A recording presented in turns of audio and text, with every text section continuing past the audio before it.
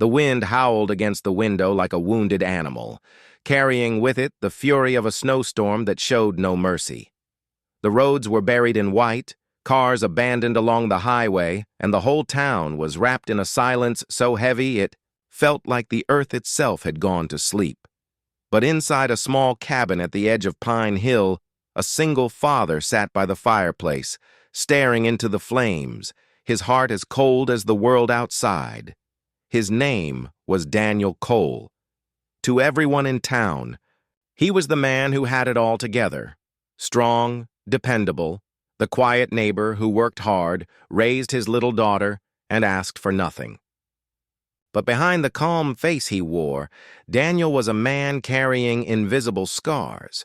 His wife, Lily, had passed away 3 winters ago, leaving him alone with a newborn baby and a heart that had frozen over. Since then, he had built walls around his emotions, devoting himself to raising little Emma, who was now 4 years old, bright-eyed, and the only light in his dark world. That night, as the storm raged, Daniel tucked Emma into bed, humming the lullaby Lily used to sing. He kissed her forehead, pulled the blanket tight, and whispered, "Daddy's here, always." She smiled in her sleep, and for a moment, Daniel allowed himself to feel warmth. But the crackling fire soon reminded him of reality.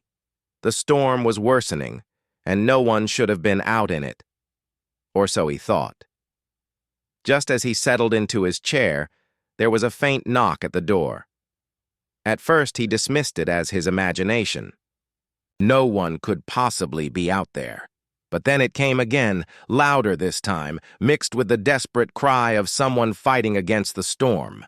He grabbed his coat, opened the heavy wooden door, and the icy wind nearly knocked him back. On his porch, half collapsed in the snow, was a woman. Her hair was tangled, her face pale, and her clothes drenched from the blizzard. She looked like she had been walking for hours, lost in the white wilderness. Without hesitation, Daniel scooped her into his arms and brought her inside. Her lips trembled as she whispered, "Help, please," before fainting in his arms. Daniel's instincts kicked in. He laid her near the fire, wrapped her in blankets, and boiled water for tea. Emma woke up and toddled into the room, rubbing her eyes. When she saw the stranger, she asked innocently, "Daddy? Is she an angel?" Daniel couldn't answer. For years, his home had been silent, untouched by strangers, untouched by anything that could stir his heart. And now, here she was, fragile, lost. And yet, something about her already unsettled the fortress around his soul. Her name, he would later learn, was Sarah Matthews. She was on her way to visit her sick mother in the next town when her car broke down. With no cell signal and the storm closing in, she had tried to walk, hoping for shelter, but instead nearly lost her life to the cold. When Sarah opened her eyes and saw Daniel by her side, she whispered a soft "thank you" that carried more weight than she intended. From that moment, an unspoken bond began to form.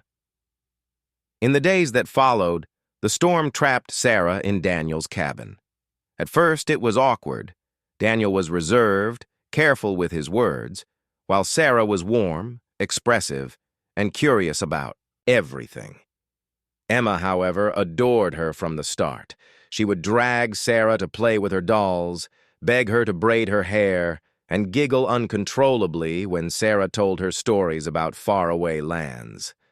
Daniel watched from a distance, torn between gratitude and fear. Gratitude, because Emma's laughter filled the house in ways he hadn't heard in years. Fear, because every smile Sarah gave, every moment of kindness, chipped away at the armor around his heart. He had promised himself never to feel again. Never. To risk the pain of losing someone.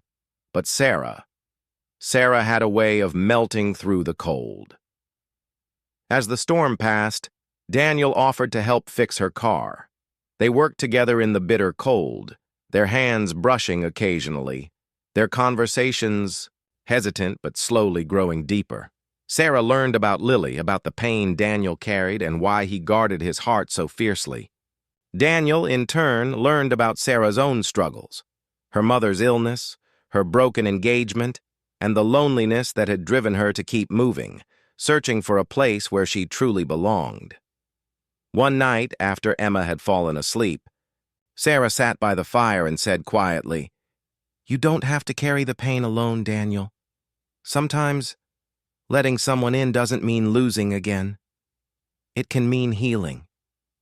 Daniel didn't answer. His silence was heavy, but inside something was shifting. When the snow finally cleared, Sarah was ready to leave.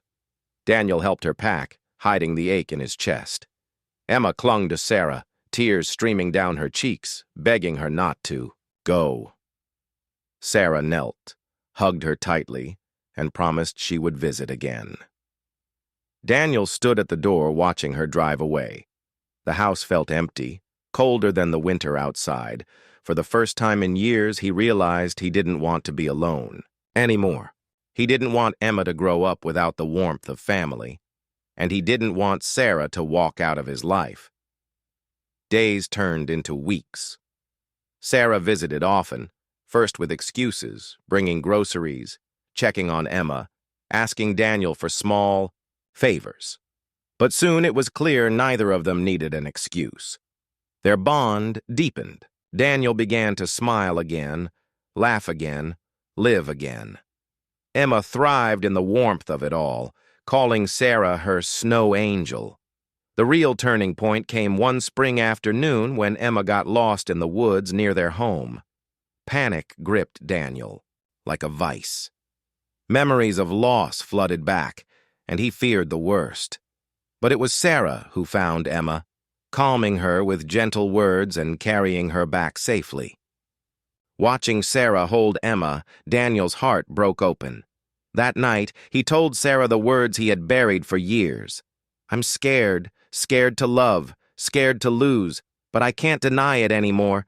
You've brought life back into this house, into me, and I don't want to lose you." Tears filled Sarah's eyes as she whispered, "Then don't. I'm not going anywhere." Their love wasn't rushed. It grew slowly, like spring flowers pushing through the last snow. Together, they built something real. Trust, laughter, and a sense of home that Daniel thought he would never feel again.